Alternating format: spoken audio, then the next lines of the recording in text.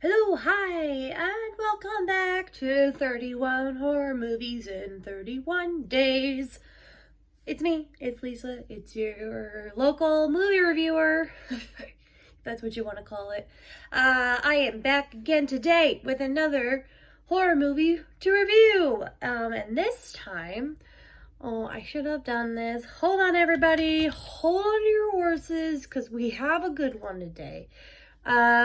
I was, of course, inspired by one of my podcasts to watch this movie. I'll plug it right now. It's Guilty Pleasures by one of the Try Guys, Zach Kornfeld, and he does it with Garrick and Kelsey, which are the co-hosts, and they talk about movies that are like guilty pleasures, which are like movies that aren't like necessarily good, but like they're so good, they're like, you watch it, you are enjoying it, but like it's not actually that good of a movie. And this week they decided this week's episode is on the 2009 cult classic, and I will call it a cult classic, Jennifer's Body, starring the one and only Megan Fox, Amanda Siegfried, and Adam Brody. It is written by Diablo Cody, but if you don't know who Diablo Cody is, she is the amazing screenwriter who wrote Juno and Young Adult and a bunch of other great movies. So if you think the writing would be good, but the writing is okay, we'll get into it. We will get into it. Okay. So this is Jennifer's Body 29. Ooh, 29 meant 2009. I don't think that works anymore. We can't do 2010. It's 2009. 2009, Megan Fox, Amanda Siegfried, let's go. Okay. Quick synopsis from IMDb's website for this. A newly possessed high school cheerleader turns into a succubus who specializes in killing her male classmates. Can her best friend put an end to the horror? It's literally the synopsis. So welcome everybody to my review. As I started watching this, it is first and foremost very campy. It's a very campy movie. It's not... Which, like, if you like horror, you're gonna like a little camp. Get a little camp in there. It's very campy. It's a little, like, on the side of ridiculousness. There's, like, basically, Megan Fox's character is Jennifer. She plays the high school cheerleader who accidentally gets herself involved in a human sacrifice, aka she gets sacrificed, and instead of her actually dying, the demon goes inside her, and then she's got a taste for male blood. It is just male. She doesn't go after the females. So we got that going for us.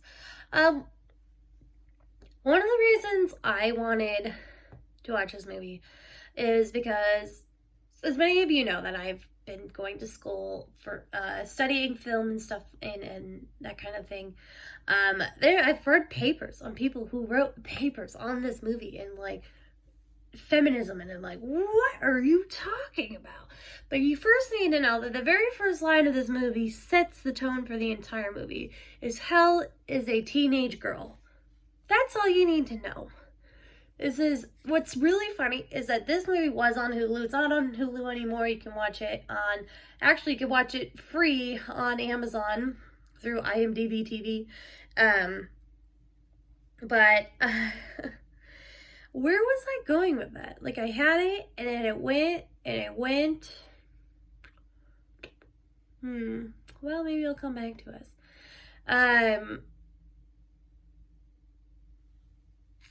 I lost all train of thought.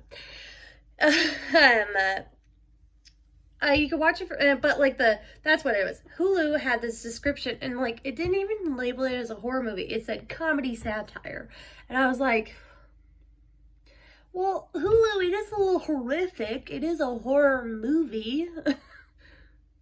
It does have to deal with the paranormal and the occult. That usually says ding, ding, ding, ding, ding, horror.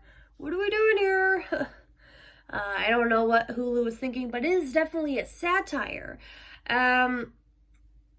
Basically, it's a huge allegory for toxic friendships and teenage hormones.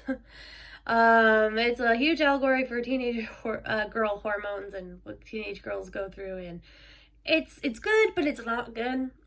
Because it was written by Diablo Cody, if anybody here has also seen Juno, you know that Juno was really praised for like some of the off-the-wall jokes they had. You know, Diablo Cody's kind of have like, she kind of has this style of writing, and like, it's just like, I don't know if that translated well to Jennifer's body, because like the dialogue was just like, okay. Okay. Like, I think one line that like Megan Fox says to Amanda Siegfried's boyfriend is like, you're jello, you're lime jello, and you don't even know it. And you're like, what was that? Like, because like he's jealous. So like, I'm like, I get that, but I'm like, there was a lot of things like where it was just like very tongue-in-cheek, and you're like, you want to, it is a movie where you want to be horrified, but you're not going to be horrified. You're probably going to laugh it off here, you know, here and there.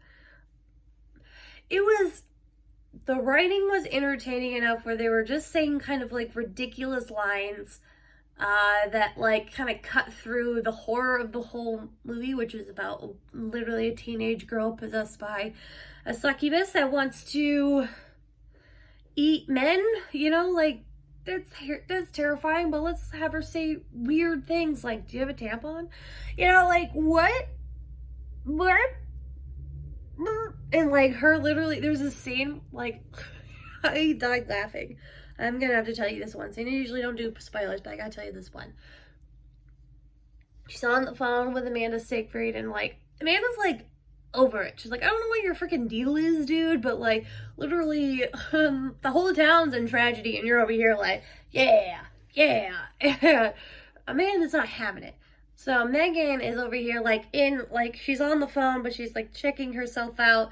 While she's on hold, she just see her, it's just a freaking scene where you see her and she lights a lighter on, like, she sticks her tongue out and lights the lighter underneath, and you see the tongue turn black, and then it heals, and she just looks at the camera and goes, I'm a god. What? Like, it was so funny, but it's kind of like, oh my gosh. But like, is that not,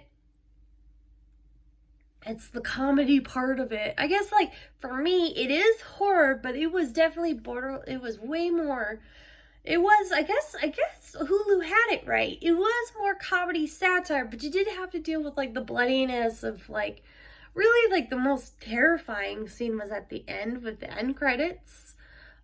Again, I'm not going to give it away. You should just go and watch it. But like, that one was probably more terrifying than like the whole entire movie.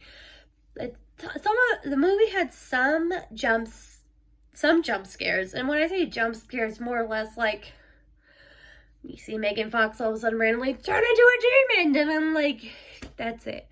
Yeah, I slept on this movie. I listened to that podcast episode, and I'm like, I really want to like this movie. I think I don't know if I like it or not. I just was like so thrown off by it, and I think it was just so campy. It was so campy. But like, that's probably why it's so good, I guess. I mean, that's probably why it's good, because it's campy.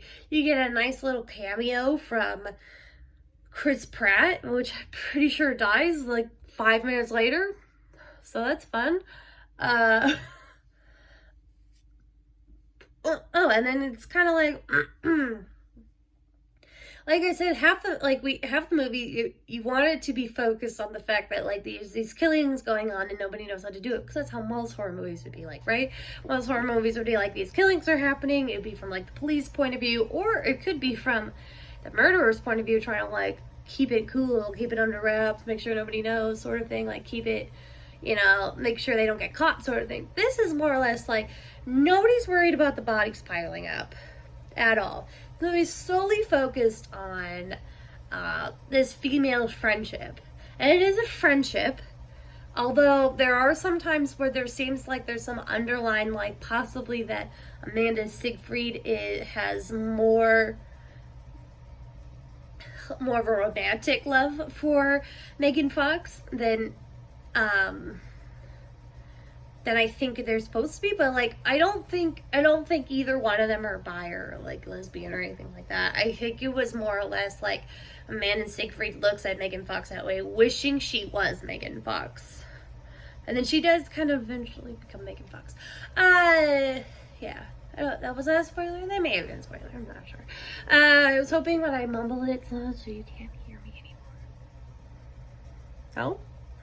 Did I sound better today? Because I kind of feel like I'm not nearly as congested. Anyone? If I had to give this movie a star rating, I'm gonna give it 3.5 stars. I think it did what it was supposed to do. I wish the writing, the writing was great. It's what makes it campy and that's what makes it fun. But I do kind of wish it was more on the horror level. I wish it kind of was more horrific than it was. I think. And again, maybe it's more comedy than it is horror, but I definitely wanted a little bit more horror out of this. So I'm going to give it a 3.5. Again, if you want to see a really hot girl just go around and murdering men, you can go ahead and watch Jennifer's Body from 2009.